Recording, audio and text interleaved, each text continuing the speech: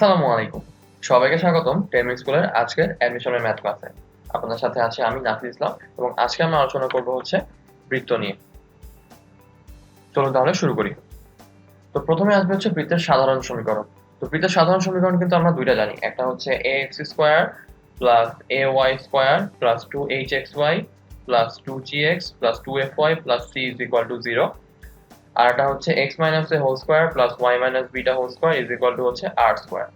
এখন এই যে এই সমীকরণটা এখানে হচ্ছে যেহেতু আমরা দেখতে পাচ্ছি ax স্কয়ার ay স্কয়ার আছে, তার মানে আমরা বুঝতে পারছি যে যদি কোনো এই সমীকরণটাকে বৃত্তের সমীকরণ হতে হয় তাহলে হচ্ছে x স্কয়ারের সহগ আর হচ্ছে আমার y স্কয়ারের সহগ এদের হচ্ছে ইকুয়াল হতে হবে। এবং এই যে 2hxy টার্মটা আমরা দেখতে পাচ্ছি, এই 2hxy টার্মটা থাকবে না, তার মানে এর ভ্যালু আসবে হচ্ছে 0।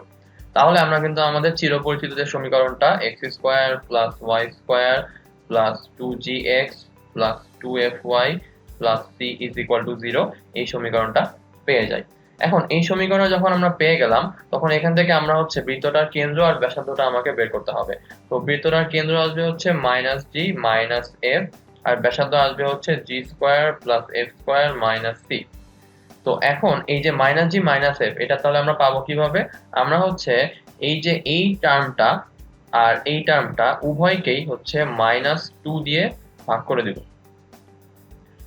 তাহলে আমরা এখান থেকে পেয়ে যাব হচ্ছে অ্যাকচুয়াল g এর ভ্যালুটা, এখান থেকে পেয়ে যাব হচ্ছে অ্যাকচুয়াল f এর ভ্যালুটা। তো এটা গেল হচ্ছে সাধারণ সমীকরণ থেকে কিভাবে আমরা বৃত্তের কেন্দ্র এবং ব্যাসার্ধটা বের করতে পারি।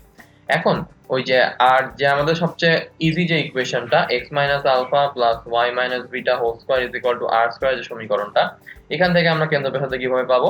এটা হচ্ছে ডিরেক্ট কেন্দ্র ব্যাসার্ধকে ধরেই সমীকরণটা বানানো। এটার কেন্দ্র আসবে হচ্ছে আলফা কমা বিটা আর ব্যাসার্ধ আসবে হচ্ছে আমার r। তো আশা করি বৃত্তের সাধারণ সমীকরণ সম্পর্কে আমাদের আর কারো কোনো কনফিউশন নাই। তাহলে চলুন আমরা একটা ম্যাথ দেখে ফেলি। তো প্রথম ম্যাথটা বলেছে একটা বৃত্তের কেন্দ্র হচ্ছে 2,4, ব্যাস হচ্ছে আমার 8 একক। আমাকে বলেছে এটার সমীকরণটা বের করতে হবে। তো আমাকে যেহেতু কেন্দ্র দেওয়া আছে তার মানে আমি কোন সমীকরণ ইউজ করব? x minus alpha whole square plus y minus beta whole square is equal to r square. তো এখানে আলফা আর বিটা হচ্ছে আমার কেন্দ্রের স্থানাঙ্ক আর r হচ্ছে সেটার ব্যাসার্ধ। তো কেন্দ্রের স্থানাঙ্ক দেওয়া আছে 2,4, তাহলে অ্যানসারটা আসবে x minus 2 whole square plus y minus beta whole square is equal to ব্যাসার্ধ স্কয়ার। তো এটা হচ্ছে আমার ব্যাস, ব্যাস হচ্ছে আমার 8 একক, তাহলে ব্যাসার্ধ কত? 4 একক, তাহলে অ্যানসার 4 স্কয়ার। তাহলে আমার সাধারণ সমীকরণটা হবে হচ্ছে এটা x minus 2 whole square plus y minus 4 whole square is equal to হচ্ছে 4 স্কয়ার।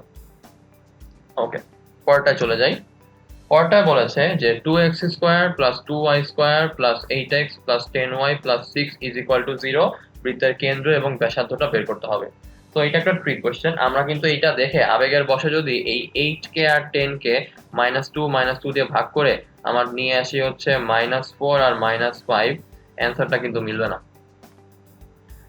কারণ আমরা এইখানে তখনই এটাকে 2gx আর 2fy বলতে পারবো যখন x আর y এর সহগগুলো আমার 1 থাকবে। কারণ আমার সাধারণ সমীকরণটা কি ছিল? x square plus y square plus 2gx plus 2fy plus c is equal to 0। তো এখানে আমরা কি দেখতে পাই? x এর সামনে সহগটা হচ্ছে 1, y এর সামনে সহগটা হচ্ছে 1। তাহলেই একমাত্র এই টার্মটা অ্যাকচুয়ালি 2gx বলতে পারবো, এই টার্মটা অ্যাকচুয়ালি 2fy বলতে পারবো। কিন্তু এখানে তো x আর y এর সামনের সহগটা 1 নাই, আছে হচ্ছে 2। তাহলে আমরা কি করতে পারি? আমরা এখন এটা থেকে হচ্ছে 2 টা কমন নিয়ে ফেলবো। তাহলে 2 টাকে যদি কমন নিয়ে ফেলি তাহলে এখানে আসবে হচ্ছে x square plus y square plus 4x plus 5y plus 3 is equal to 0। এখন এই সমীকরণটা হচ্ছে আমার x square plus y square plus 2gx plus 2fy plus c is equal to 0 এই সমীকরণের মতো দেখতে। তাহলে আমরা এখন যদি এইটাকে -2 দিয়ে ভাগ করি তাহলে আমার আসবে হচ্ছে -2, আর এইটা দিয়ে ভাগ করি তাহলে আমার আসবে হচ্ছে আমার -5/2। তাহলে আমার অ্যানসারটা হচ্ছে -2, -5/2। ওকে, তাহলে আমরা পরের ম্যাথে চলে যাই। তো পরের ম্যাথে বলেছে কোন বৃত্তের কেন্দ্র হচ্ছে 3,5, ব্যাসের এক প্রান্ত হচ্ছে 7,3, আমাকে হচ্ছে বৃত্তটার সমীকরণ বের করতে হবে। তো আমরা যদি চিত্রটা আঁকি, এটা হচ্ছে আমার চিত্রটা। তো এটা হচ্ছে আমার বৃত্তটার কেন্দ্র 3,5, আর এটা হচ্ছে আমার বৃত্তটার ব্যাসের একটা প্রান্ত বিন্দু। ধরা যাক এটা হচ্ছে আমার ব্যাস, সেটা একটা প্রান্ত বিন্দু হচ্ছে আমার 7,3। আমাকে বের করতে হবে যে বৃত্তটার সমীকরণ। তো আমরা তো জানি যে বৃত্তের কেন্দ্র আর হচ্ছে ব্যাসার্ধ জানলেই আমরা সেটা সমীকরণ বের করে ফেলতে পারি না। তো আমরা এখানে অ্যাকচুয়ালি তো অর্ধেক ইনফরমেশন আমরা কিন্তু এখান থেকে এক্সট্রাক্ট করে ফেলতে পারি যে কেন্দ্র থেকে ব্যাসের এক প্রান্ত বিন্দু দূরত্বই কি আমার ব্যাসার্ধ না? তাহলে আমরা হচ্ছে 3,5 আর 7,3 এটার দূরত্ব বের করে ফেলি। তাহলে আমার অ্যান্সারটা আসবে 7 - 3 whole square plus 3 - 5 whole square, এটার উপরে রুট। তাহলে আমার আসবে হচ্ছে √4 স্কয়ার প্লাস 2 স্কয়ার, তার মানে হচ্ছে 16 প্লাস 4, তার মানে আসবে হচ্ছে √20। তাহলে আমার ব্যাসার্ধটা হচ্ছে √20। তাহলে আমার সমীকরণটা কি আসবে? x - 3 whole square plus y - 5 whole square is equal to √20 whole square. তার মানে আমার সমীকরণটা হচ্ছে x - 3 whole square plus y - 5 whole square is equal to 20। আশা করি ম্যাথটা আমরা বুঝতে পেরেছি। ওকে, পরেরটায় চলে যাই। পরে হচ্ছে আমরা শিখব বৃত্ত এবং অক্ষ সংক্রান্ত সমস্যাগুলি। তো ধরা যাক এটা হচ্ছে আমার একটা বৃত্ত। এই বৃত্তটাকে যদি আমি একটু নিচের দিকে নামাই দেই, তাহলে সে অ্যাকচুয়ালি x অক্ষটাকে স্পর্শ করে ফেলবে। আবার এই বৃত্তটাকে যদি আমি একটু বাম দিকে সরাই দেই, তাহলে হচ্ছে সে y অক্ষকে স্পর্শ করে ফেলবে। তাহলে এই যে সে দুইটা অক্ষকে স্পর্শ করলো, তখন তার একটা সার্টেন প্রপার্টি চেঞ্জ হয়ে যাবে। আমরা এখানে সেই জিনিসটা নিয়ে আলোচনা করব। ওকে, তাহলে আমরা শুরু করি। তো ধরে নিচ্ছি এইটা হচ্ছে আমার y অ্যাক্সিস, এইটা হচ্ছে আমার x অ্যাক্সিস। তো আমার ধরে নিচ্ছি এটা হচ্ছে একটা বৃত্ত, এই বৃত্তটা হচ্ছে x অ্যাক্সিস কে স্পর্শ করছে। ঠিক আছে, তো এই বৃত্তটার কেন্দ্র আমি ধরে নিলাম হচ্ছে x, y বা x1 y1। ওকে, তো এখন এই বৃত্তটা যদি x অ্যাক্সিস কে স্পর্শ করে, তার মানে এই বৃত্তের পরিধির উপরের একটা বিন্দু আর হচ্ছে এই x অ্যাক্সিসের যে কোনো একটা পয়েন্ট ওভারল্যাপ করবে। তার মানে ওই বিন্দুটা পরিধির উপরেও থাকবে, ওই বিন্দুটা x অ্যাক্সিসের উপরেও থাকবে। তাহলে এখন আমরা যদি এই পয়েন্টটার কোঅর্ডিনেটের দিকে খেয়াল করি, তাহলে আমরা বলতে পারবো এতটুকু হচ্ছে আমার x1 আর এতটুকু হচ্ছে আমার y1। আবার এই বৃত্তটার ব্যাসার্ধ অ্যাকচুয়ালি কি এই পয়েন্ট থেকে পরিধির পয়েন্ট পর্যন্ত দূরত্বটা না? তাহলে আমরা কি এটা বলতে পারি যে যদি কোনো বৃত্ত x অ্যাক্সিস কে স্পর্শ করে, শুধুমাত্র x অ্যাক্সিস কে স্পর্শ করে, তাহলে তার ব্যাসার্ধ আসবে হচ্ছে তার যে কেন্দ্র, সেটার কেন্দ্রের কোটির সমান। তার মানে এটাই ইজ ইকুয়াল টু আমার ব্যাসার্ধ হচ্ছে, বা আমরা বলতে পারবো যে r ইজ ইকুয়াল টু হচ্ছে আমার অ্যাকচুয়ালি y1। আবার ধরে নেই এটা হচ্ছে আমার x অ্যাক্সিস আর y অ্যাক্সিস, আর এই বৃত্তটা শুধুমাত্র y অ্যাক্সিস কে স্পর্শ করে।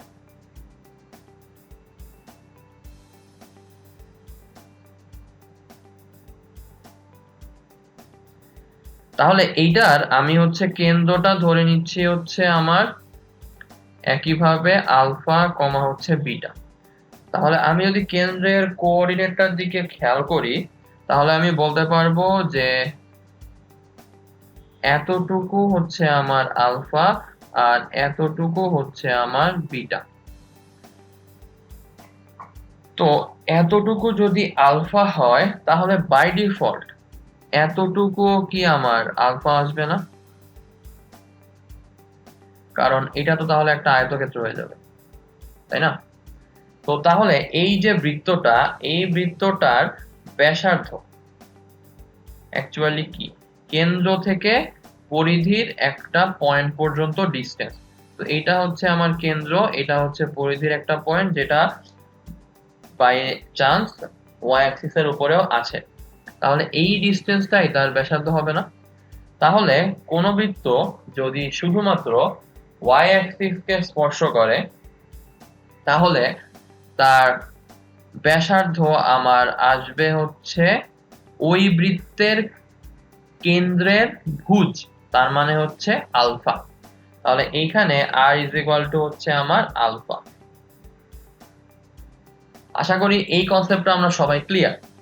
ওকে, এখন আরো একটা জিনিস আমরা শিখবো, সেটা হচ্ছে, তো ধরা যাক আর একটা ফিগার আমরা আঁকি।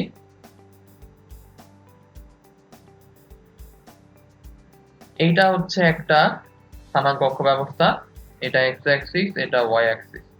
তো এই ফিগারে তো আমি ধরে নিচ্ছি এটা হচ্ছে একটা বৃত্ত।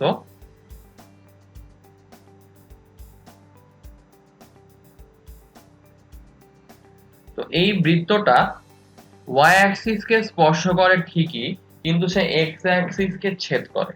অর্থাৎ সে এক্স অ্যাক্সিস থেকে একটা সার্টেন পরিমাণ অংশ কেটে নিচ্ছে, মানে এতটুকু সে এখান থেকে কেটে নিচ্ছে। তো এখান থেকে যদি সে একটা সার্টেন পরিমাণ অংশ কেটে নেয়, এই কেটে নেওয়া অংশটার দৈর্ঘ্য আমরা হচ্ছে সমীকরণ থেকে বের করতে পারি। সেটা আসবে হচ্ছে, যদি সে এক্স অ্যাক্সিস থেকে অংশটা কেটে নেয় তাহলে 2√g² - c আসবে। আর যদি এই সেম বৃত্তটা ওয়াই অ্যাক্সিস থেকে কোনো অংশকে কেটে নিত, ধরা যাক একটা ফিগার এঁকে বোঝাই, এটা হচ্ছে আমার অ্যাক্সিস গুলা আর এটা হচ্ছে আমার বৃত্তটা। তো তাহলে সে হচ্ছে ওয়াই অ্যাক্সিস থেকে এই অংশটাকে কেটে নিচ্ছে।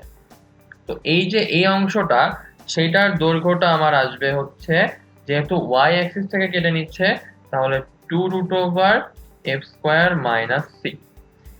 এখন একটা মজার বিষয়, সেটা হচ্ছে যখন এই সেম বৃত্তটা এক্স অ্যাক্সিস কে স্পর্শ করে, শুধুমাত্র এক্স অ্যাক্সিস কে স্পর্শ করে, তখন কি এই কর্তিত অংশটা একটা বিন্দু হয়ে যাবে না? আর বিন্দু কি কোনো দৈর্ঘ্য আছে? না কিন্তু। তাহলে আমরা তখন বলতে পারবো যে যদি তারা এক্স অ্যাক্সিস কে শুধুমাত্র স্পর্শই করে, তাহলে সেই ক্ষেত্রে আমার 2√g² - c = 0, সেখান থেকে আমরা বলতে পারবো g² = c হবে। সেম কারণে যখন কোনো বৃত্ত ওয়াই অ্যাক্সিস কে স্পর্শ করবে, তখনও ওই কর্তিত অংশটা একটা বিন্দু হয়ে যাবে। আর বিন্দু হয়ে যাওয়ার কারণে 2√f² - c = 0। তাহলে সেখান থেকে আমরা পেয়ে যাব f² = হচ্ছে c। তো কনসেপ্টগুলোকে আমরা বুঝতে পারলাম। আচ্ছা, এগুলাকে আমরা এক নজরে এখানে লিখছি যে এক্স অক্ষ থেকে কর্তিত অংশ হচ্ছে 2√g² - c, ওয়াই অক্ষ থেকে কর্তিত অংশ হচ্ছে 2√f² - c। আর যদি এক্স অক্ষকে স্পর্শ করে তাহলে এটা = 0, সেখান থেকে আমরা পাবো g² = c। আর যদি ওয়াই অক্ষকে স্পর্শ করে তাহলে এটা = 0, সেখান থেকে আমরা পাবো f² হচ্ছে c। ওকে, তাহলে এবার আমরা পরের ম্যাথগুলোতে চলে যাই। তো এই ম্যাথে বলেছে যে x² + y² - 8x + 6y + 16 = 0 বৃত্তের স্পর্শক অক্ষ কোনটা, এবং এই স্পর্শক অক্ষ থেকে দূরত্বটা আমাকে বের করতে হবে। তো তাহলে এই বৃত্তটার সাথে আমি যদি +2gx আর +2fy এর তুলনা করি, তাহলে বলতে পারবো 2g এর ভ্যালু হচ্ছে -8 আর 2f এর ভ্যালু হচ্ছে আমার 6। তাহলে এখান থেকে আমরা পাবো g এর ভ্যালু হচ্ছে -4 আর f এর ভ্যালু হচ্ছে আমার 3। তো স্পর্শক অক্ষ যেটা হবে সেটার স্কয়ার = 0 আসবে। তো স্পর্শক অক্ষ যেটা হবে সেই অক্ষের এই g অথবা f এর মানের স্কয়ার = হচ্ছে c এর সমান আসবে। তো আমরা এখানে দেখে কিন্তু বুঝতে পারছি যে g এর ভ্যালু, এটাকে যদি আমি স্কয়ার করি তাহলে আমার আসে 16, যেটা অ্যাকচুয়ালি c এর সমান। তাহলে g square is equal two c হচ্ছে। তো g square is equal two c হলে স্পর্শক অক্ষ কোনটা হবে? x1। বুঝতে পারলাম? ওকে। এবার আমরা হচ্ছে এটার কেন্দ্রটা বের করে ফেলি। বলুন তো কেন্দ্রটা কেন বের করব? কারণ কেন্দ্র যদি বের করে ফেলি তাহলে স্পর্শক অক্ষ আর কেন্দ্রের মধ্যে একটা সম্পর্ক নিশ্চয়ই আছে।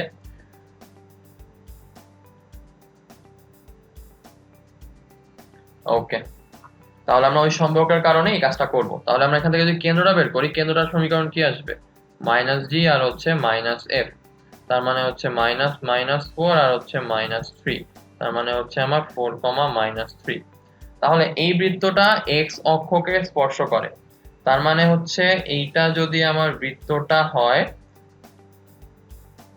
এটা হচ্ছে আমার 4, -3।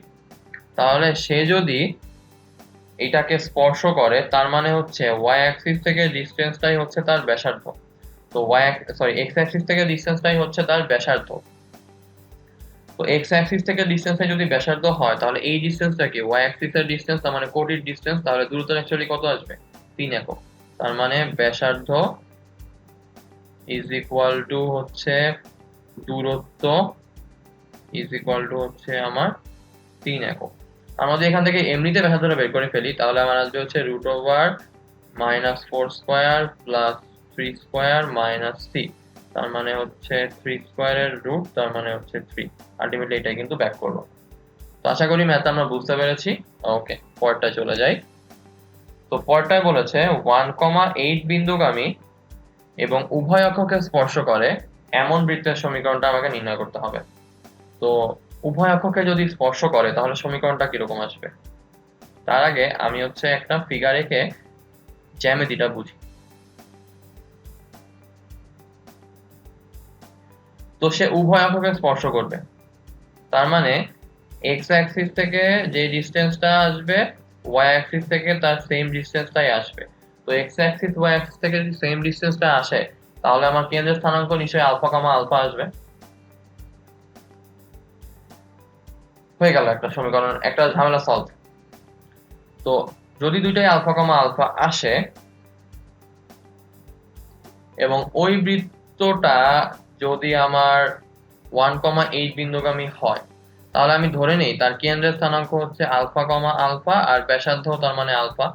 তাহলে x minus alpha whole square plus y minus alpha whole square is equal to alpha square. এই বৃত্তটা কোন বিন্দুগামী? 1,8 বিন্দুগামী। তাহলে 1 minus alpha whole square plus 8 minus alpha whole square is equal to alpha square. তাহলে 1 মাইনাস হচ্ছে 2 alpha plus alpha square plus 64 minus 16 alpha plus alpha square is equal to alpha square. একটা alpha square বাদ,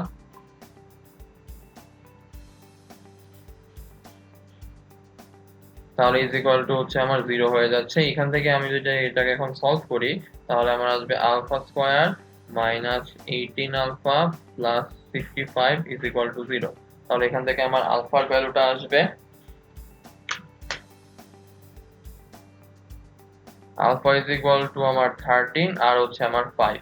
তার মানে সমীকরণটা হচ্ছে x minus 13 whole square plus y minus 13 whole square is equal to 13 square, আর এটা হচ্ছে x minus 5 whole square plus y minus 5 whole square is equal to আমার 5 স্কয়ার। ওকে, তাহলে এবার আমরা পরের ম্যাথে চলে যাই। তো পরের ম্যাথে বলেছে যে মূল বিন্দুগামী এবং উভয় অক্ষ থেকে সমান 5 একক অংশ কর্তনকারী বৃত্তের সমীকরণ নির্ণয় করো। তাহলে উভয় অক্ষ থেকে সমান 5 একক অংশ কেটে নেয়, তাই তো? তাহলে আমরা বলতে পারি 2√g square minus c is equal two 5, 2√f square minus c is equal to হচ্ছে 5। আবার যদি বৃত্তের সমীকরণটাকে ধরে নেই x square plus y square plus 2gx plus 2fy plus c is equal to 0, এই বৃত্তটা হচ্ছে 0,0 বিন্দু দিয়ে যায়। তার মানে আমরা বলতে পারি c ইজ ইকুয়াল টু 0, কারণ এটা 0, এটা 0, এটা 0, এটা 0 হয়ে যাচ্ছে। তাহলে এখন এখান থেকে যদি আমি সলভ করি তাহলে প্রথমটা থেকে আমরা পাই যে g square minus c is equal two 25/4। c এর ভ্যালু তো 0, তাহলে এখান থেকে আমরা পেয়ে যাই g ইজ ইকুয়াল টু হচ্ছে আমার 5/2। সেম আমরা যদি এখন এইখানে বসাই দেই c এর ভ্যালু হচ্ছে আমার 0, তাহলে 2√f square is equal to হচ্ছে 5 তাহলে এখান থেকে আমরা পাই f ইজ ইকুয়াল টু হচ্ছে 5/2। তাহলে আমার সমীকরণটা অ্যাকচুয়ালি আসবে, এখানে একটা প্লাস মাইনাস নিয়ে আসবো, এখানে একটা প্লাস মাইনাস নিয়ে আসবো। তাহলে x square plus y square plus minus 5x plus minus 5y is equal to হচ্ছে 0। কারণ 2 2 কাটা চলে যায়, 5/2 5/2, তাহলে শুধু থাকে হচ্ছে 5। তাহলে আমার সমীকরণটা আসবে হচ্ছে এইটা, x square plus y square plus minus 5x plus minus 5y plus 0 is equal to 0। তো সমীকরণটা আসলে আশা করি বুঝতে পারলাম। ওকে, পরেরটায় চলে যাই। তো পরেরটায় বলেছে x অক্ষকে 40 বিন্দুতে স্পর্শ করে এবং y অক্ষ থেকে 6 এককের একটা জ্যা খণ্ডনকারী বৃত্তের সমীকরণটা নির্ণয় করো। তো x অক্ষকে 40 বিন্দুতে সে স্পর্শ করছে, মানে কি x অক্ষকে তো সে স্পর্শ করে, তাই না? তো x অক্ষকে স্পর্শ করলে g² c হবে। আবার 40 বিন্দুতে স্পর্শ করে, তার মানে বৃত্তটা 4,0 বিন্দু দিয়ে যায় নিশ্চয়ই। তাহলে বৃত্তের সমীকরণটা ধরে নেই x square plus y square plus 2gx plus 2fy plus c is equal to হচ্ছে 0। আর y অক্ষ থেকে 6 একক অংশ সে কর্তন করে, তার মানে হচ্ছে 2√f square minus c is equal to হচ্ছে 6। তাহলে এখান থেকে পাই f square minus c is equal to হচ্ছে আমার 3। তাহলে f square minus c is equal to হচ্ছে 9। এখন এই বৃত্তটা হচ্ছে 4,0 বিন্দু দিয়ে যায়, তাহলে আমরা বলতে পারি 4 square plus 2g into 4 plus c is equal to 0। তাহলে 16 প্লাস হচ্ছে 8g প্লাস c এর ভ্যালু g স্কয়ার বসাই দেই, g square is equal to 0। তাহলে g square plus 2 into 4 into g plus 4 square is equal to 0। তাহলে g plus 4 whole square is equal to 0। তাহলে g is equal to আমার -4। তো g is equal two যদি -4 হয়, তাহলে এখানে আমরা যদি এটা বসাই দেই, তাহলে আমার c ইজ ইকুয়াল টু আসবে হচ্ছে 4 স্কয়ার, তার মানে হচ্ছে 16, মাইনাস স্কয়ার প্লাস 1 হয়ে যায়, এই কারণে লিখলাম না। তো তাহলে আমরা যদি এখন এখানে এটাকে বসাই দেই যে f square minus 16 is equal two 9, তাহলে f square is equal two 25, তাহলে f is equal two plus minus 5। তাহলে আমার সমীকরণটা আসবে x square plus y square plus 2 into -4 into x plus 2 into plus minus 5 into y plus 16 is equal to 0। তাহলে এখান থেকে আমার আলটিমেট সমীকরণটা আসছে x square plus y square minus 8x plus minus 10y plus 16 is equal to 0। আশা করি ম্যাথটা আমরা বুঝতে পেরেছি। ওকে, পরেরটায় চলে যাই। এবার আমরা শিখবো হচ্ছে পরস্পর স্পর্শকারী বৃত্ত। তার মানে দুইটা বৃত্ত যদি পরস্পরকে স্পর্শ করে, তাহলে সেই ক্ষেত্রে তারা কি কি ক্রাইটেরিয়া মেইনটেইন করবে সেই জিনিসগুলো আমরা এখানে দেখব। চলুন তাহলে শুরু করি। তো ধরা যাক এটা হচ্ছে আমার একটা বৃত্ত, এটার কেন্দ্র ধরে নিলাম আমি আলফা কমা বিটা, আর ব্যাসার্ধটা ধরে নিলাম হচ্ছে আমার r1। তো আমি আরো একটা বৃত্ত ধরে নিচ্ছি এইটা।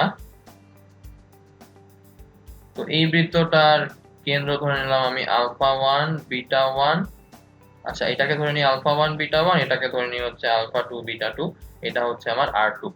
তাহলে এই দুইটা বৃত্তের পরস্পরকে যেহেতু বহিস্থভাবে স্পর্শ করছে, তাহলে তাদের একটা ক্রাইটেরিয়া কিন্তু অলওয়েজ মেইনটেইন হয়। কিরকম? সেটা হচ্ছে এই যে আলফা 1 আর বিটা 1 থেকে আলফা 2 আর হচ্ছে বিটা 2 এর যে ডিসটেন্সটা, সেটা অ্যাকচুয়ালি r1 প্লাস r2 হচ্ছে। তো আমি যদি সেন্টারটাকে ধরে নেই c1 আর এই সেন্টারটাকে ধরে নেই হচ্ছে c2, তাহলে ডিসটেন্সটা হবে হচ্ছে c1 c2। তো c1 c2 is equal two আমরা লিখতে পারি হচ্ছে r1 প্লাস হচ্ছে আমার r2। ওকে, তো এখন যদি এরকম হয় যে কখনো বৃত্তটা হচ্ছে অন্তস্থভাবে স্পর্শ করলো, তার মানে এটা হচ্ছে আমার একটা বৃত্ত, এই বৃত্তটার বাইরে দিয়ে আরো একটা বৃত্ত আমরা পেয়ে গেলাম। তো এই বৃত্তটার কেন্দ্র ব্যাসার্ধ হচ্ছে এইটা, আর বড় বৃত্তটার কেন্দ্র ব্যাসার্ধ হচ্ছে আমার এইটা।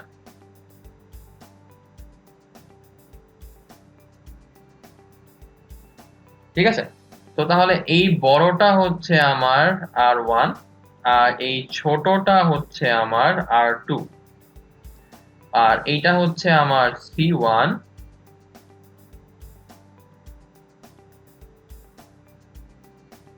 আর এটা হচ্ছে আমার C2। তো এখন যদি আমি C1 আর C2 এই দুটা ডিসটেন্স বের করতে চাই, তাহলে সেটা কি হবে? R1 ডিফারেন্স R2 আসবে না? প্রোভাইডেড দ্যাট আমরা জানি না যে R1 বড় নাকি হচ্ছে R2 টা বড়।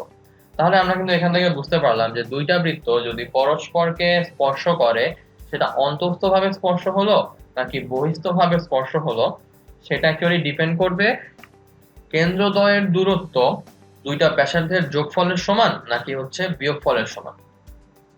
ওকে, তাহলে এবার আমরা একটা ম্যাথ দেখে ফেলি।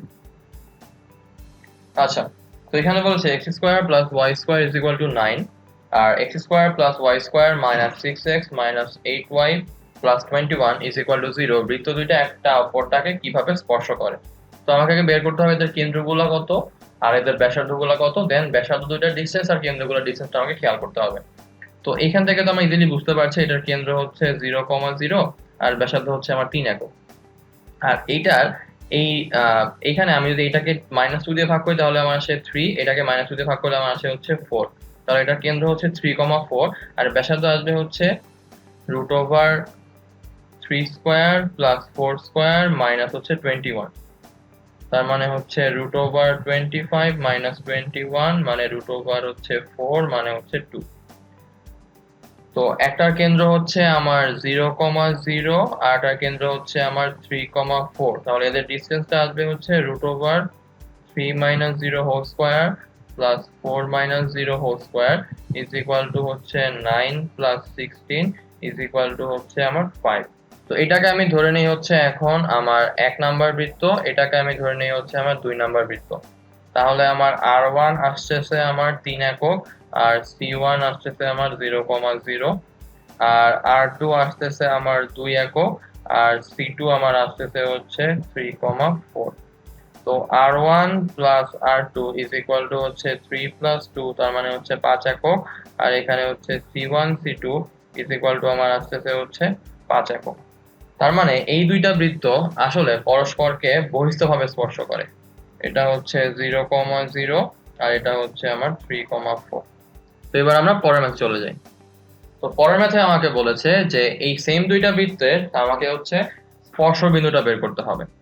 তো যেহেতু আমরা জানি এখন এরা হচ্ছে বহিস্থভাবে স্পর্শ করে, তাহলে আমি এখন এদের দুইটা কেন্দ্রকে যোগ করে যে সরলরেখাটা পাবো সেই সরলরেখার একটা প্রান্তবিন্দু জানি 0,0, একটা প্রান্তবিন্দু জানি আমার 3,4। তাহলে মাঝের প্রান্তবিন্দুটা আমাকে হচ্ছে বের করতে হবে। এইটার যে ব্যাসার্ধ ছিল সেটা ছিল 3 একক, আর এটার যে ব্যাসার্ধ ছিল সেটা ছিল 2 একক। তার মানে এটা অ্যাকচুয়ালি কি এমন একটা সরলরেখা যেটা 3:2 অনুপাতে অন্তর্বিভক্ত হয়। তাহলে অন্তর্ভুক্তিকরণ করলে কিন্তু আমার ব্যাপারটা হয়ে যাচ্ছে। তার মানে আমার এই বিন্দুটা আমার আসবে হচ্ছে m1 x2 + m2 x1 / m1 + m2, আর আসবে হচ্ছে m1 y2 + m2 y1 / m1 + m2। তাহলে আমার আসবে 9/5 আর এটা আমার আসবে হচ্ছে 12/5। ওকে, তো আশা করি ম্যাথটা আমরা বুঝতে পারলাম।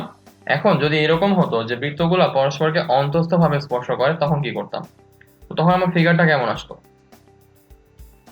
এরকম একটা ফিগার, এটা হচ্ছে আমার একটা কেন্দ্র, আর এরকম হচ্ছে আরেকটা বৃত্ত আছে। তো ওই বৃত্তটার কেন্দ্র হচ্ছে ধরা যাক এইখানে। তো এই সরলরেখাটা আমি যদি এখন বড় করে আঁকি, তাহলে আমার এই পয়েন্টটা জানি, এই পয়েন্টটা জানি, এইটা হচ্ছে ধরলাম আমার C1, এটা হচ্ছে ধরলাম C2, এটা হচ্ছে আমার স্পর্শবিন্দু ধরলাম X। তো এই ক্ষেত্রে আমার এতটুকু জানি হচ্ছে R1, এতটুকু জানি হচ্ছে R2। তাহলে এতটুকু হচ্ছে আমার R1 আর এতটুকু হচ্ছে আমার R2। তাহলে এটা কি R2 - R1। তো ধরা যাক R1 এর ভ্যালু হচ্ছে আমার 10 একক আর R2 এর ভ্যালু হচ্ছে আমার 15 একক। তাহলে আমি যদি মানটা এখন বসাই দেই, তাহলে এতটুকু হচ্ছে আমার 10, এতটুকু হচ্ছে আমার 15, এটা হচ্ছে C1 C2 X, আর এটা তার মানে কত আসবে 5। তাহলে এটা জানি, এটা জানি, এটা আমাকে বের করতে হবে। তো এটাকে ধরে নিলাম x, y। তারপর এইটা আর এইটা দিয়ে আমি অন্তর্বিভক্তিকরণের সূত্র অ্যাপ্লাই করলে এই ম্যাথটা করে ফেলতে পারবো না। আর যদি আপনারা চান বহির্বিভক্তিকরণের সূত্র অ্যাপ্লাই করলে কিন্তু ম্যাথটা হয়ে যাবে। ওকে, তাহলে পরের ম্যাথটা দেখে নেই। তো এই ম্যাথটা আমাকে বলেছে যে x square plus y square plus 10x minus 2y plus 22 is equal to 0 এবং x square plus y square plus 2x minus 8y plus 8 is equal to 0 বৃত্তদ্বয়ের স্পর্শবিন্দু আমাকে বের করতে হবে।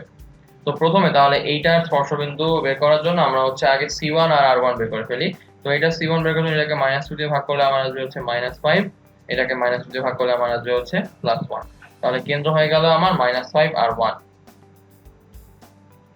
এখন এখান থেকে যদি ব্যাসার্ধটা বের করি তাহলে ব্যাসার্ধটা আসবে হচ্ছে √5 whole square plus 1 whole square minus হচ্ছে 22। তার মানে হচ্ছে এখানে আমার আসবে 26 মাইনাস হচ্ছে 22, তার মানে হচ্ছে √4, তার মানে হচ্ছে আমার অ্যানসার 2। তাহলে আমার r1 এর ভ্যালু আসছে হচ্ছে 2। আর সেকেন্ড বৃত্তটার জন্য যদি আমি কেন্দ্র বের করি তাহলে আমার -2 দিয়ে ভাগ করলে আসে হচ্ছে -1 আর -2 দিয়ে এটাকে ভাগ করলে আমার আসে হচ্ছে 4। তাহলে আমার c2 ইজ ইকুয়াল টু হচ্ছে -1, 4। তাহলে এখন যদি r2 টা বের করে ফেলি তাহলে হচ্ছে √1 স্কয়ার প্লাস 4 স্কয়ার মাইনাস 8। তাহলে আমার আসছে হচ্ছে 1 প্লাস 16 মাইনাস 8, তার মানে আমার আসবে হচ্ছে 1 প্লাস 8 মানে হচ্ছে √9, তার মানে হচ্ছে 3 একক। তাহলে আমার r2 আসছে এখান থেকে হচ্ছে 3 একক। তো আমি যদি এখন r1 আর r2 এই দুইটাকে যোগ করে দেই তাহলে আমার আসছে 2 + 3 = 5 একক। আর r1 - r2 যদি করি বা r1 ডিফারেন্স r2 করি তাহলে আমার আসছে হচ্ছে 1 একক। তো আমি এবার চেক করে দেখি c1 c2 এর ভ্যালুটা কি রকম আসে। তো তাহলে হচ্ছে -5 plus 1 whole square plus 1 - 4 whole square. তাহলে এখানে আমার আসবে হচ্ছে -4 হোল স্কয়ার আর এখানে আমার আসবে হচ্ছে -3 হোল স্কয়ার। তার মানে 16 প্লাস 9, তার মানে হচ্ছে আমার √25, তার মানে আমার আসবে হচ্ছে 5। তাহলে আমরা দেখতে পাচ্ছি r1 r2 এর সাথে c1 c2 এর ভ্যালু মিলে গেল। তার মানে বৃত্তগুলা আসলে বহিস্থভাবে স্পর্শ করবে।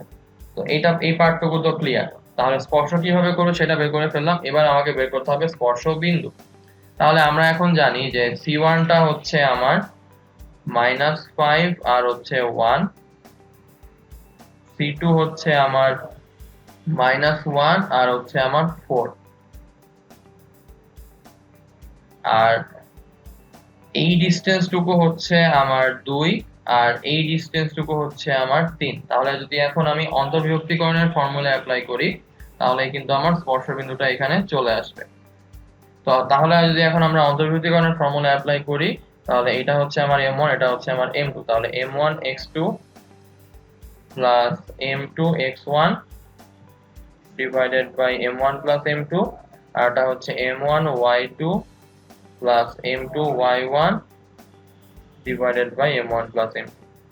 তাহলে আমার কেন্দ্রটা আসবে হচ্ছে -2 -15, তাহলে হচ্ছে -17/5, আর এখানে হচ্ছে 8 প্লাস 3, তাহলে হচ্ছে 11/5। তাহলে এটা হচ্ছে আমার স্পর্শবিন্দু। আশা করি ম্যাথটা আমরা বুঝতে পেরেছি।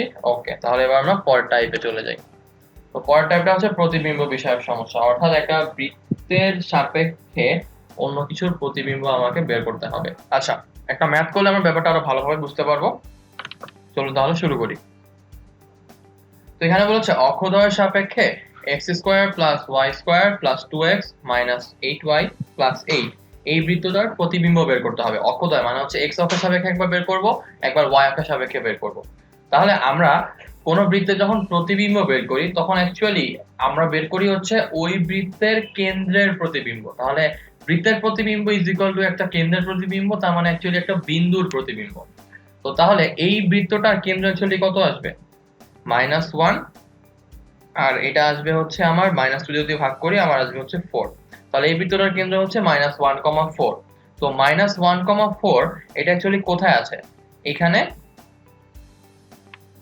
তাহলে এই পয়েন্টটার x অক্ষের সাপেক্ষে মানে এই অক্ষের সাপেক্ষে প্রতিবিম্ব কত আসবে? জাস্ট নিচে। তাহলে -1, হচ্ছে -4। আর এই পয়েন্টটার y অক্ষের সাপেক্ষে প্রতিবিম্ব কোথায় আসবে? ডান দিকে। তাহলে আমার আসবে হচ্ছে 1, হচ্ছে 4। তাহলে এখন এই বৃত্তটার ব্যাসার্ধ যদি আমরা বের করি তাহলে আমার আসবে হচ্ছে √1² + 4² - হচ্ছে 8। তার মানে হচ্ছে 16 প্লাস 1 মাইনাস হচ্ছে 8 তার মানে হচ্ছে 17 মাইনাস 8 তার মানে হচ্ছে √9 তার মানে হচ্ছে 3। তাহলে এই বৃত্তটার ব্যাসার্ধ হচ্ছে 3 একক। তাহলে এই বৃত্তটার প্রতিবিম্ব যে ব্যাসার্ধ বৃত্তটা হবে তার ব্যাসার্ধ 3 একক আসবে। তার মানে এই 1 4 কেন্দ্র বিশিষ্ট বৃত্তটার ব্যাসার্ধ 3 একক, -1 -4 কেন্দ্র বিশিষ্ট বৃত্তটার ব্যাসার্ধ 3 একক। তাহলে এই বৃত্তটার এক্স অক্ষের সাপেক্ষে যে প্রতিবিম্বটা, সেই প্রতিবিম্বটা অ্যাকচুয়ালি কি আসবে? -1 -4 কেন্দ্র বিশিষ্ট আর 3 ব্যাসার্ধ বিশিষ্ট বৃত্ত। তাহলে আমরা লিখতে পারি এক্স অক্ষের সাপেক্ষে প্রতিবিম্ব হচ্ছে x + 1 whole square plus y + 4 whole square is equal to 3 square. একইভাবে আমরা যদি বলি y অক্ষের সাপেক্ষে প্রতিবিম্ব, তাহলে আমার আসবে হচ্ছে x - 1 whole square y - 4 whole square is equal to হচ্ছে 3 স্কয়ার। তাহলে আমরা x অক্ষের সাপেক্ষে এবং y অক্ষের সাপেক্ষে দুটোর সাপেক্ষে প্রতিবিম্বটা বের করে ফেললাম। ওকে, তাহলে এবার আমরা পরের ম্যাথে চলে যাই। তো পরের ম্যাথে বলেছে যে y = 3x এই রেখাটার সাপেক্ষে x² + y² + 2x - 8y + 8 এই বৃত্তটার প্রতিবিম্ব বের করতে হবে। তাহলে অ্যাকচুয়ালি আমরা কি বের করব? বৃত্তটার কেন্দ্রীয় প্রতিবিম্ব বের করব, তাই না? তাহলে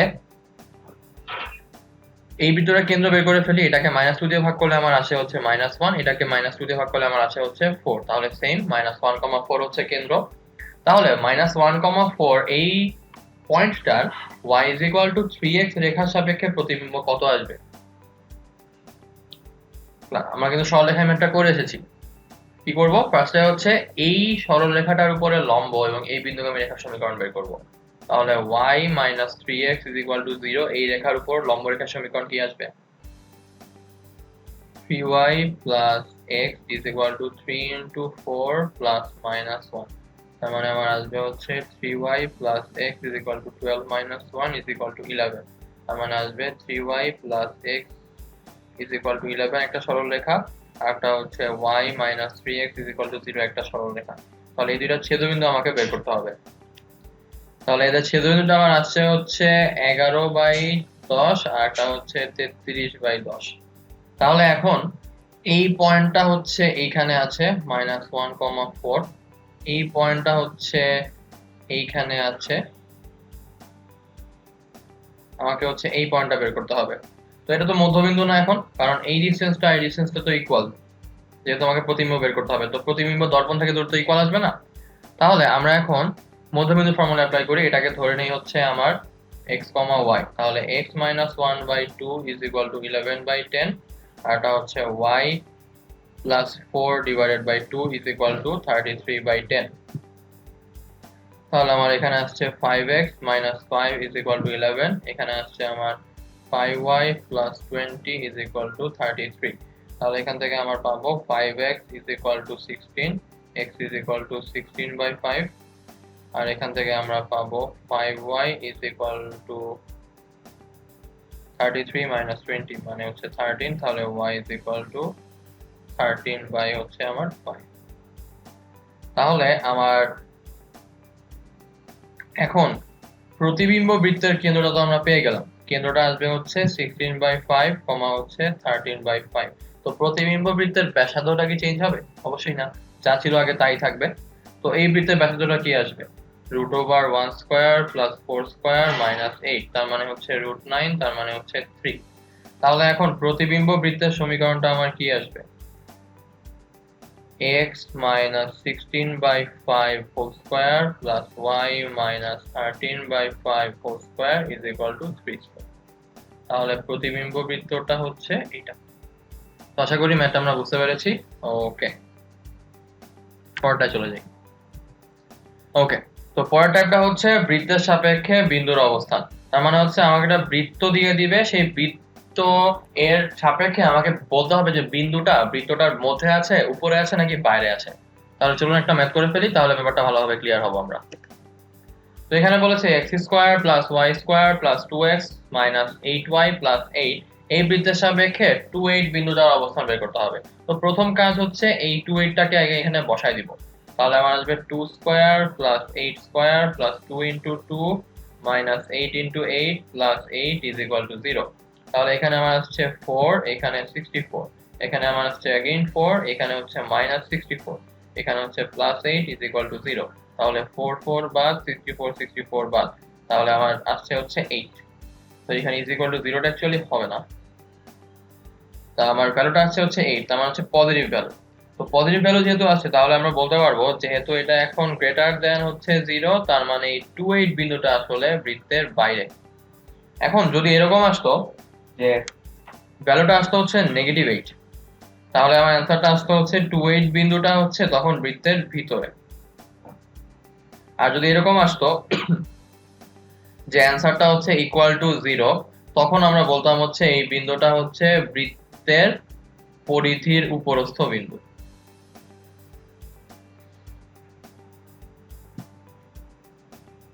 ওকে, তাহলে এবার আমরা পরের ম্যাথে চলে যাই। তো পরের ম্যাথটা হচ্ছে বৃত্তের পরামিতিক সমীকরণ। তো এই যে a + b cos θ, c + b sin θ, এই ধরনের সমীকরণ হচ্ছে আমার বৃত্তের পরামিতিক সমীকরণ। অর্থাৎ এখানে sin cos দুইটাই থাকবে, sin একটা সহগ থাকতে পারে, কোনো প্রবলেম নাই, সাথে একটা জিনিস যোগ বিয়োগ আকারে থাকতে পারে। এটা কিভাবে বৃত্তের সমীকরণ, চলুন তাহলে সেটা আমরা দেখে নিই। আমরা একটা সমীকরণটাকে প্রুফ করে ফেলি। তো ফার্স্ট অফ অল আমরা এটাকে ধরে নিব হচ্ছে x, আর এটাকে ধরে নিব হচ্ছে y। তাহলে আমরা এখন বলতে পারি যে b cos θ = হচ্ছে x - a। তাহলে এখান থেকে পাবো cos θ = x - a/b। আর আমরা বলতে পারবো হচ্ছে b sin θ = y - c। তাহলে sin θ বলতে পারবো y - c/b। এটা সমীকরণ নাম্বার 1, এটা সমীকরণ নাম্বার 2। তাহলে এবার 1 স্কয়ার প্লাস 2 স্কয়ার যদি করে দেই, তাহলে আমার আসবে x - a/b whole square plus y - c/b whole square sin square theta plus cos square theta. তাহলে এখানে আমার আসবে হচ্ছে x - a whole square by b square plus y - c whole square by b square 1। তার মানে আমার আসবে x - a whole square plus y - c whole square b square. তার মানে এটা হচ্ছে একটা বৃত্তের সমীকরণ, যে বৃত্তটার কেন্দ্র হচ্ছে a, c আর ব্যাসার্ধ হচ্ছে আমার b একক। আশা করি ব্যাপারটা আমরা ক্লিয়ারলি বুঝতে পারলাম। ওকে, এবার আমরা শিখবো হচ্ছে শর্ত সাপেক্ষে বৃত্তের সমীকরণ। এই টাইপটা খুবই ইম্পর্টেন্ট টপিক। এটা অ্যাকচুয়ালি মেইনলি একটু ক্রিটিক্যাল কোশ্চেন আসে এখান থেকে। তো শুরু করি। আচ্ছা, তো এখানে বলেছে যে 4√2 বাহু বিশিষ্ট কোনো বর্গের একটা শীর্ষবিন্দু হচ্ছে মূল বিন্দুতে এবং বিপরীত শীর্ষবিন্দু x অক্ষের উপরে অবস্থিত হলে আমাকে ওই বর্গের পরিবৃত্তের সমীকরণটা বের করতে হবে। তাহলে আমি যে ফিগারটা আঁকি, তাহলে আমার বর্গটার একটা শীর্ষবিন্দু মূল বিন্দুতে, অপর শীর্ষবিন্দু হচ্ছে x অক্ষের উপরে অবস্থিত। তো তাহলে আমি ধরে নিচ্ছি এইটা হচ্ছে আমার স্থানাঙ্ক অক্ষ ব্যবস্থার x অক্ষ, y অক্ষ, আর বর্গটার একটা শীর্ষবিন্দু মূল বিন্দুতে, বিপরীত শীর্ষবিন্দু x অক্ষের উপরে অবস্থিত। তার মানে বর্গটা আসলে কিন্তু এরকম। তাহলে একটা বাহু হচ্ছে আমার 4√2, তাহলে এটার কর্ণ কত আসবে? 4√2√2, তার মানে অ্যাকচুয়ালি কত? 4 × 2, তার মানে হচ্ছে 8। তাহলে একটা শীর্ষবিন্দু যদি মূল বিন্দুতে হয়, তাহলে এই পয়েন্টটা হচ্ছে 0,0, তাহলে এই পয়েন্টটা কত আসবে? 8,0। তো আমাকে বলেছে এই বর্গের পরিবৃত্তের সমীকরণ নির্ণয় করতে হবে। তো এখন এটা তো এমনও হতে পারে এই সেম বর্গটা এই পাশেও আছে না, কারণ আমাকে তো বলে নাই x অক্ষের কোন পাশে আছে। তাহলে এই পয়েন্টটা কত আসবে? -8,0। তাহলে আমরা কিন্তু এই বর্গটার পরিবৃত্তের সমীকরণ বের করার জন্য এনাফ ইনফরমেশন পেয়ে গিয়েছি। তার কারণ আমরা এখন এখান থেকে ইজিলি কেন্দ্র বের করে ফেলতে পারবো। কেন্দ্র কত আসবে? 8/2, হচ্ছে 0, তার মানে হচ্ছে এখানে +-8 দিয়ে দিলে +-4,0। তাহলে এটার তাহলে ব্যাসার্ধ কত আসবে? সেম 4 এককই আসবে না, কারণ এটা যদি কেন্দ্র হয় তাহলে এতটুকু 4, এতটুকু 4, অবভিয়াসলি এটাও 4 আসবে, এটাও 4 আসবে। তাহলে আমার সমীকরণ কি? x ± 4 whole square plus y square হচ্ছে 4 স্কয়ার। শেষ। ওকে, তাহলে এবার আমরা পরের ম্যাথে চলে যাই। পরের টাইপটা হচ্ছে আমার বৃত্তের স্পর্শক সংক্রান্ত। তো ধরা যাক এটা হচ্ছে আমার একটা বৃত্ত। তো এই বৃত্তটার সাধারণ সমীকরণ আমরা জানি x² + y² + 2gx + 2fy + c = 0। তো এই বৃত্তটার উপরস্থ ধরা যাক x1 y1 বিন্দুতে আমি স্পর্শক বের করতে চাই। তো তাহলে এই বৃত্তটার x1 y1 বিন্দুতে স্পর্শকটা আসবে হচ্ছে x(x1) plus y(y1) plus 2x plus x1/2 into g plus 2fy plus y1/2 plus c is equal to 0। তাহলে এখানে এইটার মধ্যে যদি আমি x1 y1 এর ভ্যালুটা বসাই দেই তাহলে হচ্ছে আমার এইটার x1 y1 বিন্দুতে স্পর্শকের সমীকরণ এখান থেকে চলে আসবে। এখন ধরা যাক আমি জানতে চাই যে এই যে বৃত্তের উপরস্থ x1 y1 বিন্দু না হয়ে বৃত্তের বাইরে x1 y1 একটা বিন্দু থেকে এটার উপর আমি স্পর্শকটা আঁকবো। তো সেই ক্ষেত্রে আমি কি করব? পয়েন্ট টু বি নোটেড এখানেও কিন্তু সমীকরণটা আমি ধরে নিচ্ছি এইটাই সেম। তাহলে তখন আমাদের কাজ হবে হচ্ছে প্রথমে আমি এই বৃত্তের সমীকরণটাকেই একবার হচ্ছে লিখব, x square plus y square plus 2gx plus 2fy plus c লিখলাম। এবার আমি x1 y1 টাকে এর মধ্যে বসাবো, তারপর আবার লিখব। তাহলে আসবে x1 square plus y1 square plus 2gx1 plus 2fy1 plus c। দেন আমি এই যে স্পর্শকটা মানে বিন্দুটা যদি এটার মধ্যে অবস্থিত হতো মানে বৃত্তের পরিধির উপর অবস্থিত হতো তাহলে যে সমীকরণটা আসতো সেটা আমি লিখব। তাহলে x(x1) plus y(y1) plus 2g x plus x1/2 plus 2f(y) plus y1/2 plus c লিখলাম। এখন এই দুইটার গুণফল ইজ ইকুয়াল টু হচ্ছে এইটা হোল স্কয়ার। তাহলে এই যে এখানে আমি একটা সমীকরণ পেয়ে গেলাম, এইটাই হবে হচ্ছে এই বাইরের পয়েন্ট থেকে এইটার উপর অঙ্কিত স্পর্শক।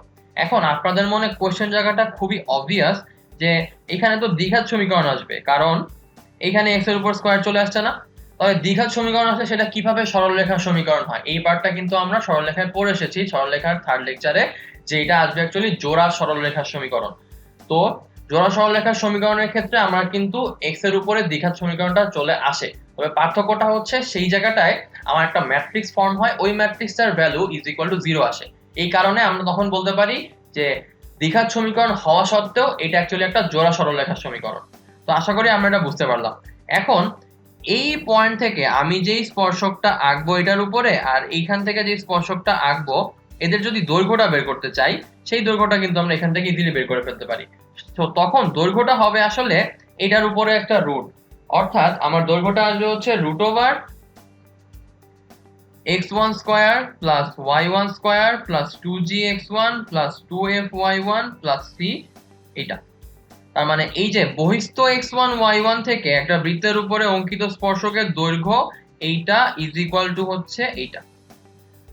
কিন্তু মানে বৃত্তের উপরস্থ কোনো বিন্দুতে অঙ্কিত স্পর্শকের দৈর্ঘ্য কিন্তু এটা আসবে না। কারণ কি? কারণ বৃত্তের উপরস্থ কোনো বিন্দুতে যদি আমি স্পর্শকটা আঁকি সেটা কিন্তু একটা সরল রেখা হয়। তো সরল রেখার কি কোনো নিজস্ব দৈর্ঘ্য আছে? অবশ্যই না। কিন্তু এই ক্ষেত্রে অর্থাৎ বাইরের একটা পয়েন্ট থেকে যখন আমি বৃত্তের উপরে একটা স্পর্শক আঁকবো তখন সেক্ষেত্রে কিন্তু এটা লিমিটেড হয়ে যাচ্ছে, কারণ এখানে একটা পয়েন্ট আছে এখানে একটা পয়েন্ট আছে, আমরা এই দুইটা পয়েন্টের মাঝে দৈর্ঘ্যটা এখান থেকে বের করে ফেলতে পারি। তো স্পর্শক সম্পর্কিত ব্যাপারটা আমরা ক্লিয়ার হয়ে গেলাম। এখন আমরা কিছু স্পেসিফিক কেসের কি কি হতে পারে সেটা আমরা একটু পরে দেখব। তো চলুন তাহলে শুরু করে ফেলি। তো এখন যদি আমরা ধরে নিই সবচেয়ে বেসিক যে সরল রেখা সেটা হচ্ছে আমার y mx c, তাই না? তো y mx c সরল রেখাটা যদি সবচেয়ে বেসিক বৃত্তের সমীকরণ অর্থাৎ x square plus y square a square এটার স্পর্শক হয়, তার মানে আমি বলতে যাচ্ছি y mx c x square plus y square a square এর স্পর্শক।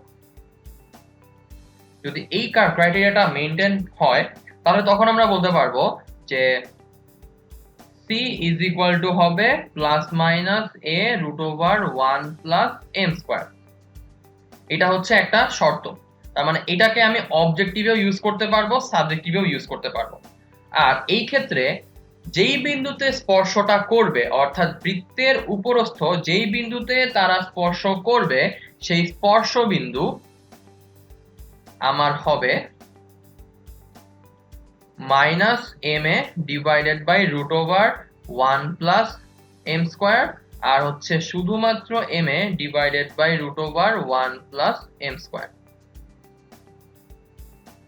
ওকে, তো এটা গেল আমার প্রথম শর্তটা, মানে একদম বেসিক সরলরেখার সাথে একদম বেসিক বৃত্তের স্পর্শক হওয়ার শর্ত। এখন যদি আমাকে বলে যে আগের স্লাইডে আমরা যখন করে এসেছিলাম যে x square plus y square plus 2gx plus 2fy plus c এই সরলরেখার x1 y1 বিন্দুতে স্পর্শটা শিখে এসেছিলাম না? তো এবার যদি আমি এই যে এইটার x1 y1 বিন্দুতে স্পর্শকটা বের করতে চাই, এটার উপরস্থ, তাহলে x square plus y square is equal to a square, এই বিন্দুটার x1 y1 এই বৃত্তটার x1 y1 বিন্দুতে আমি স্পর্শক বের করতে চাই। তো আগেরটা কি করেছিলাম, x x y y এ ভাগ করে দিয়েছিলাম, তাই না? তো এইটাও সেম করব। তারপরে কি করলাম, x1 y1 বিন্দুতে যেহেতু বের করতে চাই, তাহলে এখানে সুন্দর মতো একটা x1 দিয়ে দেই, এখানে একটা y1 দিয়ে দিই, ব্যাস হয়ে গেল। তাহলে এই বৃত্তটার x1 y1 বিন্দুতে স্পর্শক আমার এটা। ওকে, এখন যদি এমন হয় যে আমি বেসিক একটা বৃত্তের সমীকরণ দিয়ে দিতেছি, অর্থাৎ আমরা একদম শুরুতে যে বৃত্তের সমীকরণটা পড়েছিলাম x minus alpha whole square plus y minus beta whole square is equal to r square, এই বৃত্তটার x1 y1 বিন্দুতে আমি হচ্ছে স্পর্শক বের করতে চাই। কারণ তো বলা যায় না, যদি কোনো সমীকরণ এরকম দিয়ে দেয় আমি কি এটাকে আবার ভেঙে করে তারপরে আবার করব, ঝামেলা না? তো এখান থেকে যদি ডিরেক্ট আমরা লিখতে পারি তাহলে ব্যাপারটা আমার জন্য ইজি হবে না? তো এইটাও কিন্তু আগেরটার মতোই, প্রসেস একদম সেম। সেটা হচ্ছে এখানে যেহেতু আলফা বিটা আছে দুইটা, ভাগ করে দেই, তাহলে একটা x মাইনাস আলফা আর একটা x মাইনাস আলফা, দেন প্লাস একটা y মাইনাস বিটা আর একটা y minus beta is equal to হচ্ছে r স্কয়ার। তো আগেরটায় কি করেছিলাম, একটা x কে রিপ্লেস করে দিয়েছিলাম, এখানেও সেম কি করব, একটা x কে আমরা রিপ্লেস করে দিব। কি দিয়ে রিপ্লেস করব, x1 দিয়ে রিপ্লেস করে দিব। তাহলে এই যে এই x টাকে x1 দিয়ে রিপ্লেস করে দিলাম, এই y টাকে y1 দিয়ে রিপ্লেস করে দিলাম, ব্যাস হয়ে গেল। এই বৃত্তটার x1 y1 বিন্দুতে স্পর্শক। তাহলে কি আমরা স্পর্শকের কনসেপ্টটা বুঝতে পারলাম? জাস্ট x আর y যে ছিল সেটাকে দুইটা গুণ আকারে ছিল, দুইটা গুণকে আমরা জাস্ট ডিস্ট্রিবিউট করে দিব x x, তারপর একটাকে x1 লিখে দিব, শেষ। যেইটাই দিক না কেন, যেই সমীকরণের দিক না কেন, আমরা সেটাকে ইজিলি একটা স্পর্শকের সমীকরণে কনভার্ট করে ফেলতে পারবো। ওকে, তো স্পর্শক যদি পেয়ে যাই, তো এখান থেকে কি আমরা অভিলম্ব বের করতে পারবো না? কিভাবে করব? স্পর্শকটার উপর লম্বরেখার সমীকরণ স্পর্শবিন্দুগামী, আশা করি এটা আমরা বের করতে পারবো। তো এইটার জন্য কিন্তু আমরা কখনো কোনো শর্টকাট ইউজ করব না, কারণ এতগুলো শর্টকাট কিন্তু আমাদের মাথায় থাকবে না। তো যেটা একদম বেসিক সেটা আমরা শর্টকাট ইউজ করব, বাকিটা আমরা আমাদের ব্রেন খাটিয়ে যেভাবে নর্মাল নিয়মে হয় সেভাবে আমরা করে ফেলবো, তাহলে আমাদের জন্য এফিশিয়েন্ট হবে। কারণ সব শর্টকাটই কিন্তু আমাদের জন্য অ্যাপ্লিকেবল বা ইউজেবল না। যদি কোনো শর্টকাটের ম্যাথ করতে আমার মেইন ম্যাথের থেকে বেশি সময় লাগে, that shortcut is completely useless. কারণ শর্টকাটের মেইন প্রসেস মানে মেইন আইডিয়াটাই হচ্ছে ম্যাথটা দ্রুত করা। তো শর্টকাট মনে রাখতে গিয়ে যদি মেইন ম্যাথই আমি আস্তে আস্তে করি তাহলে তো লাভ নাই। এই কারণে যেই শর্টকাটটা আমাদের সবচেয়ে বেশি ইম্পর্টেন্ট আমরা সেটা দেখাই দিলাম, বাকি কাজ আমরা নিজেই করতে পারবো। কারণ একটা সরলরেখার উপর লম্ব সরল সমীকরণ আমরা সবাই মুখে মুখে বের করতে পারি না? ওকে, তাহলে এবার আমরা সামনে আগাই। তো মোটামুটি আমরা সবগুলা স্পর্শকের একটা একটা করে সমীকরণ তো দেখে ফেললাম, এবার তাহলে আমরা একটা ম্যাথ করে ফেলি। তো এই ম্যাথটা আমাকে বলেছে x square plus y square is equal two 16, এটার যে স্পর্শক x অক্ষের ধনাত্মক দিকের সঙ্গে 30 ডিগ্রি কোণ উৎপন্ন করে তার সমীকরণ নির্ণয় করো। তাহলে আমাদের প্রথম কাজ হচ্ছে এখানে আগে আমরা বৃত্তটা এঁকে ফেলি। আঁকলাম। ম্যাথটা কিন্তু একটু মজার ম্যাথ, আমরা একটু কনসেন্ট্রেশন দিয়ে ম্যাথটা দেখবো। ওকে, তো আমাকে বলেছে যেই স্পর্শক x অক্ষের ধনাত্মক দিকের সঙ্গে 30 ডিগ্রি কোণ উৎপন্ন করে, পয়েন্ট টু বি নোটেড ধনাত্মক দিকের সঙ্গে 30 ডিগ্রি, এটা কি এখানে পসিবল? এই স্পর্শকটা অবভিয়াসলি আমার কি হবে, ঋণাত্মক দিকের সঙ্গে 30 ডিগ্রি কোণ উৎপন্ন করবে। তাহলে স্পর্শকটা কোন দিকে আসবে, এইখানে আসবে, তাই তো? তাহলে আমরা স্পর্শকটা তো আইডেন্টিফাই করে ফেললাম ফিগার থেকে। এখন আমাকে বলেছে ধনাত্মক দিকের সঙ্গে 30 ডিগ্রি কোণ, তাই না? তাহলে এই অ্যাঙ্গেলটা আমার হচ্ছে দেওয়া আছে 30 ডিগ্রি। তো এবার আমরা যদি একটু জিওমেট্রি অ্যাপ্লাই করি, আমি একটু ফিগারটা ভালোভাবে আঁকি তাহলে আপনাদের বুঝতে ইজি হবে। তো আমরা যদি এখন জিওমেট্রি অ্যাপ্লাই করি এখানে, তাহলে ব্যাপারটা কি দাঁড়ায় যে এই পয়েন্টটা হচ্ছে 30 ডিগ্রি, খুব ভালো কথা। আর এইখান থেকে এই ডিস্টেন্সটা হচ্ছে আমার 4 একক। তাহলে এই স্পর্শবিন্দু থেকে এই ডিস্টেন্সটাও কি আমার আসবে, সেম আসবে না, 4 একক আসবে না? তো স্পর্শবিন্দু থেকে ডিস্টেন্স মানে কি, লম্ব।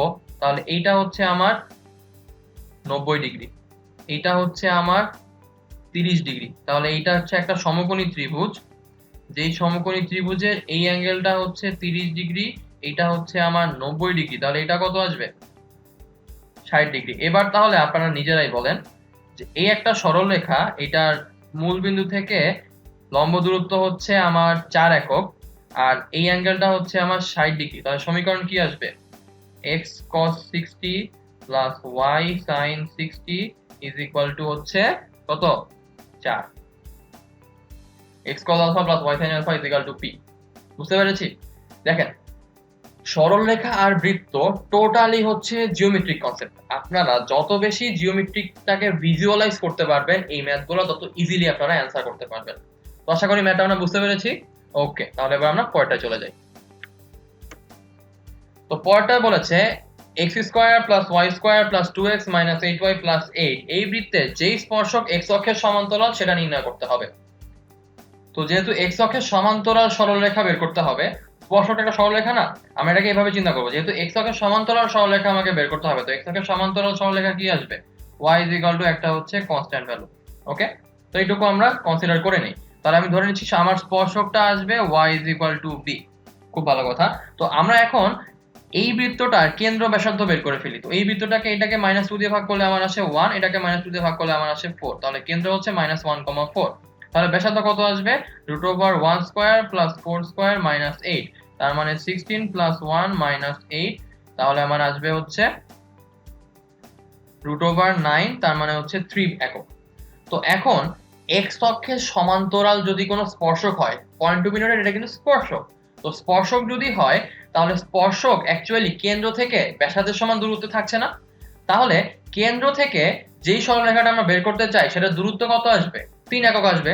তাহলে আমরা -1,4 থেকে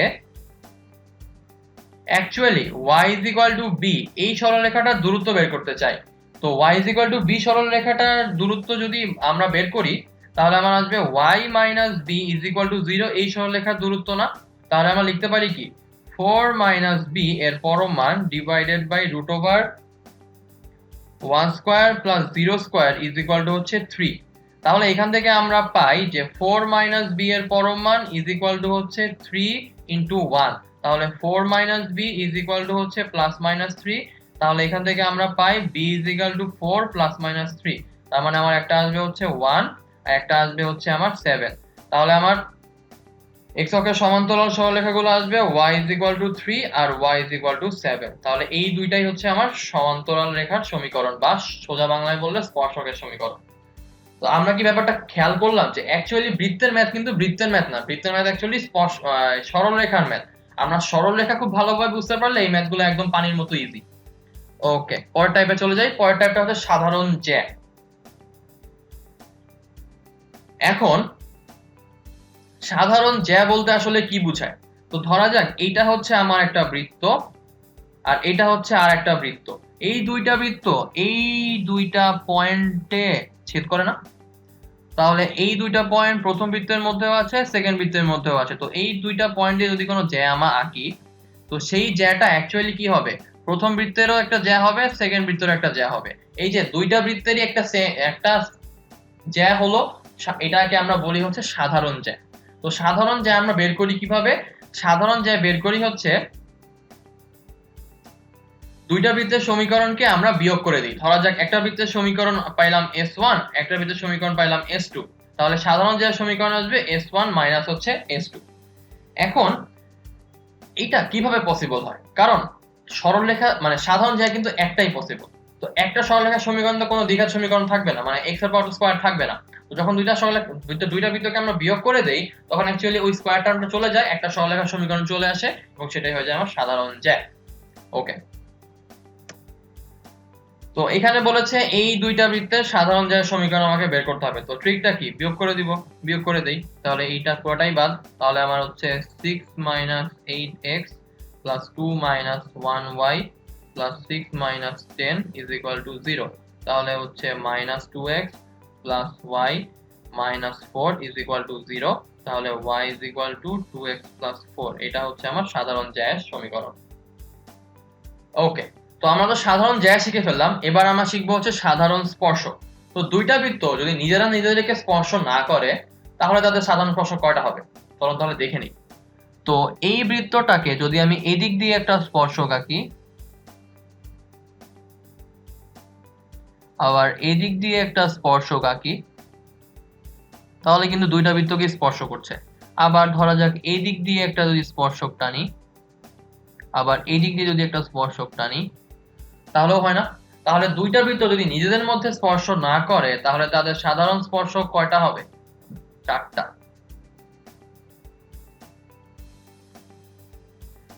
যদি এবার সেম বৃত্ত দুইটা নিজেদের মধ্যে স্পর্শ করে ফেলে,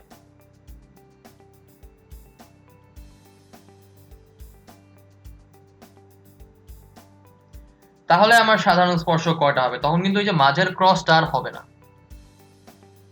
একটা,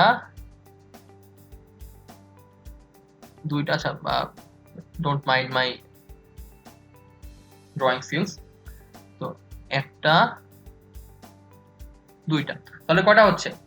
1 2 3। তাহলে টোটাল দুইটা বৃত্ত যদি নিজেদের মধ্যে স্পর্শ করে তাহলে সাধারণ স্পর্শক 3টা। আর যদি দুইটা বৃত্ত পরস্পরকে ছেদ করে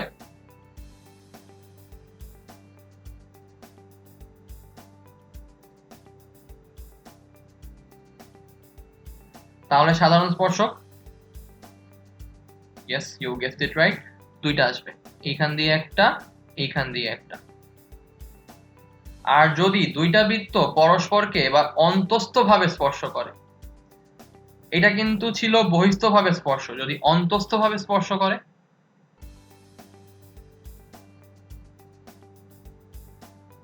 তাহলে আমার সাধারণ স্পর্শক কয়টা আসবে? তখন কিন্তু 3টাও পসিবল হবে না, একটা হয়ে যাবে। তো এই ব্যাপারটাকে আমরা ক্লিয়ার? এটা অবজেক্টিভে প্রায়ই দেয় যে সাধারণ স্পর্শক কয়টা আসবে, কিভাবে আসবে। তো আশা করি বৃত্ত নিয়ে যা যা আমি পড়িয়েছি আপনারা সেগুলো খুব ভালোভাবেই বুঝতে পেরেছেন। মোটামুটি এইগুলো শিখে গেলেই আপনারা অ্যাডমিশনে মোটামুটি একটা অ্যান্সার করে আসতে পারবেন, ইফ নট আরো ভালো অ্যান্সার করে আসতে পারবেন যদি এগুলো আপনারা ভালোভাবে প্র্যাকটিস করেন।